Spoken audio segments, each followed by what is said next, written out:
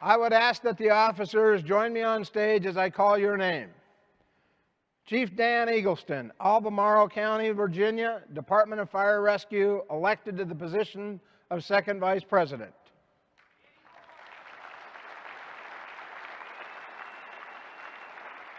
Chief Gary Kermode, Copper Mountain, Colorado Fire Department, elected to the position of First Vice President.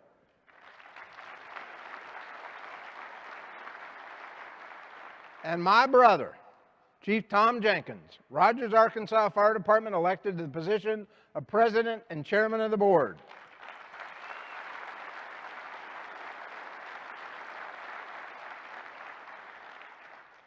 Chief Jenkins has asked the Chief Jake Rhodes, Kingman, Arizona Fire Department, to administer the oath of office. Welcome, Chief Rhodes.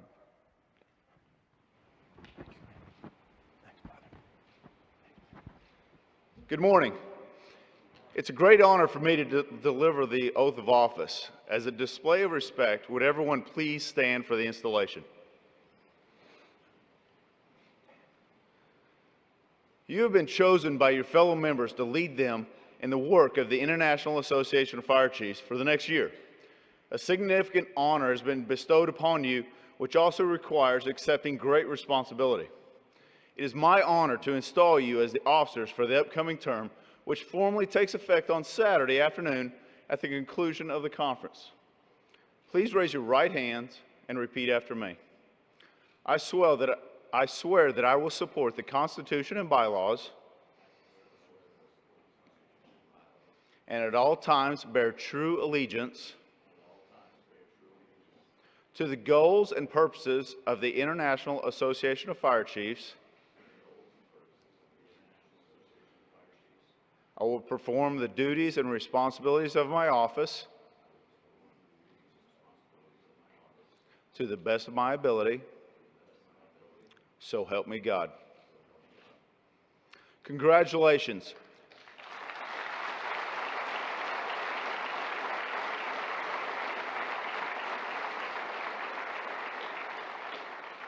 You are challenged to lead the association to a new and higher level of skill and ability. Your leadership, foresight, and loyalty of purpose will determine the success and progress of this organization. I therefore charge you to carry out the duties of your office while keeping your actions elevated, clear, and focused on continued progress for the members of the International Association of Fire Chiefs. To those members gathered here, you have conferred upon these officers the solemn responsibility of leadership, and it becomes your duty to wholeheartedly support them in every undertaking for the advancement of this association and the common good of all members of the IAFC. Congratulations to all of you. Let's offer them another round of applause.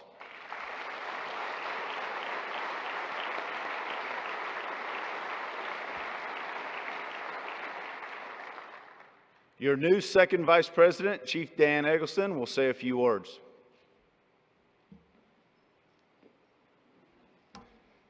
Well, first of all, good morning. You know, I would like to express my deepest appreciation to the IAFC membership for placing your trust in me to serve as your second vice president. Know that I have grown as a leader through my service on the VCOS board and the IAFC board. I look forward to getting to know a lot of you over the next year, and I hope we can get to work to address the fire service and priorities, and most importantly, solve some problems out there. So we have many challenges ahead of us, but with strong leadership and a team in place from my dear friend, Chief Tom Jenkins, and you, our active members, I am confident that we will succeed. I want to thank my friend, Chief John Sinclair, for his strong leadership, and as our past president. John, I feel like I'm a better person because of you, and I wanted to let you know that we're going to count on you to help continue to lead us in the right direction. So thank you all, and enjoy the rest of FRI.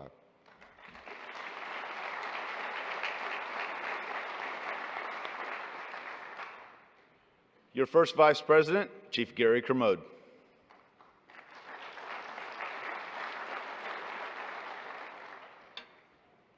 Well, good morning. It has been my pleasure to serve as your second Vice President for the past year. I have learned many things, from my fellow board members, and most importantly, all of you out here today.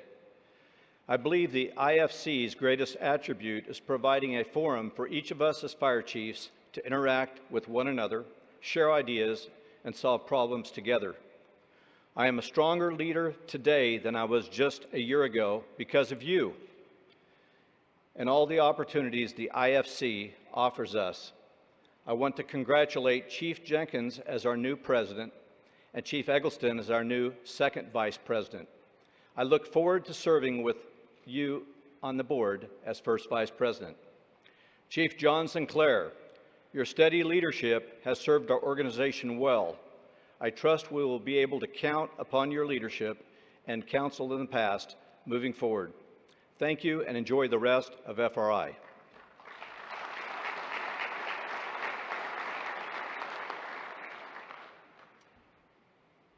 Your new president and chairman of the board, Chief Tom Jenkins.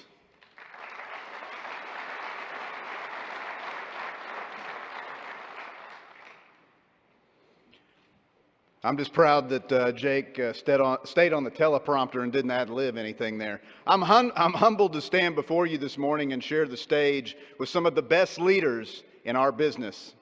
Chief Sinclair has been a formidable mentor, and I'm honored to follow him as president of the IAFC. Chief Kermode and Chief Eggleston and Chief Carrizo, I'm excited to work and, more importantly, to serve with you in the coming year. I'd be remiss if I didn't recognize Chief Kerr and Chief Bryant for the time that they spent guiding me as well. Thank you for your guidance and your friendship. Serving as both first and second vice president over the last couple of years has been a challenging but very rewarding experience. I'm grateful for the support of the association's members, the board of directors, and of course the staff as I embark on this journey as president. I'm prepared and I'm committed to making a difference. The IAFC has made me a better and more effective chief during my career. Any success that I may celebrate back at home can be attributed in part to the knowledge and the connections that I made in this association. The Fire and Emergency Services has many issues before us, and my focus this year is just going to be simple: to find ways to help fire chiefs make our communities more safe. I've often said that the job of today's fire chiefs is more challenging than it has ever been. The scrutiny for our performance and the decisions to do more with less is something that we're very familiar with as a battle cry. The threats that complicate our job are seemingly endless, from the conventional fire, EMS, rescue, and hazardous materials categories to terrorism and everything in between. Our business is to solve problems that vary greatly in scope and complexity, and to do so quickly and efficiently. Over the next year, we will undertake efforts to better lead, educate, and serve fire chiefs across the world. We will do this through improved outreach, better social media interaction, strategic political advocacy, and by continuing to elevate our annual conference, Fire Rescue International. Research, data, and technology are tools that must be harnessed in order for fire chiefs to be successful. We cannot be allergic to change and evidence-based decisions. Therefore, our association will push forward in finding ways to disseminate and harness and improve these cutting-edge initiatives. An area of emphasis in the coming year will be in terrorism and domestic emergency preparedness. While the attacks of 9/11 were 16 years ago, we cannot become complacent to the threat posed by domestic and international terrorists. We need the fire service to be prepared and ready to respond. Therefore, I'm calling on our Terrorism and Homeland Security Committee to help the fire service battle complacency and mediocrity in this important and evolving area, and more importantly, to produce initiatives that we can build upon in the years to come. In closing, I want to recognize and thank some very important people for their encouragement and support during my service to your association. Here today in the audience is my boss, Mayor Greg Hines. And while I hope many of you have city managers and mayors who are supportive of public safety, I can assure all of you that none of them rival my mayor. He's an unwavering supporter of the fire service, who is both a hands-off leader and is somebody who has always had my back, even when it probably wasn't in his best interest to do so. Thanks, Mayor Hines, for your leadership and your friendship over the years. My family, including my wonderful and saintly parents and youngest son, are here, as well as my wife. I only hope that over the coming year they don't grow to enjoy my haphazard absences at home. I appreciate your support and tolerance for these endeavors. For those of you that have not had the pleasure to meet my wife, Amanda, she is, as I like to say, one part super mom and one part supermodel. Thanks for juggling your own demanding career, 3 kids, and my career with seemingly little effort. I love you very much, and I look forward to hanging out sometime in 2019. To the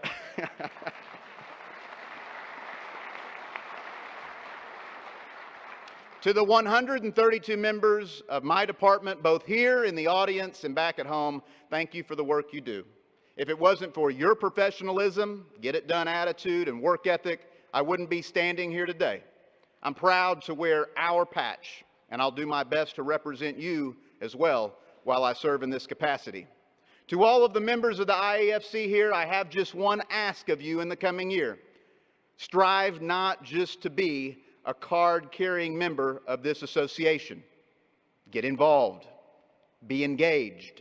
Attempt to share the questions and the lessons that you have, and participate in all that our association has to offer. Be involved in your division. Join a section. Apply to serve on a committee. And get the next generation of leadership within your agencies involved in this association. Sign them up. Galvanize our industry and the profession we have to serve. Now let's get to work. Thank you.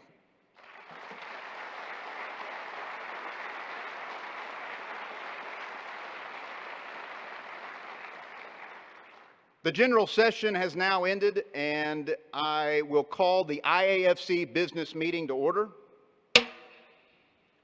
We're going to recess for 10 minutes while we look ahead at FRI 2018 in Dallas, and we will reconvene at 11:02 a.m. Thank you.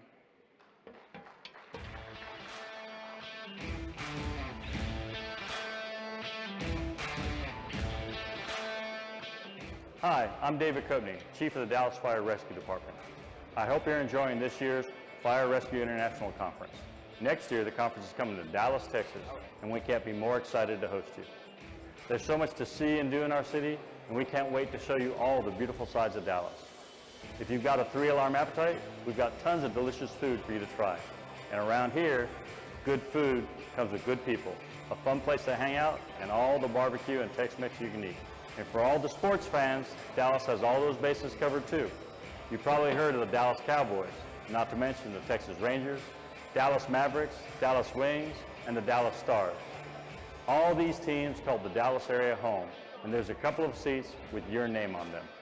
So whether you're looking for a night out with friends, a chance to try something new, an afternoon of family fun, or you just want to reconnect with nature, Dallas is home to it all.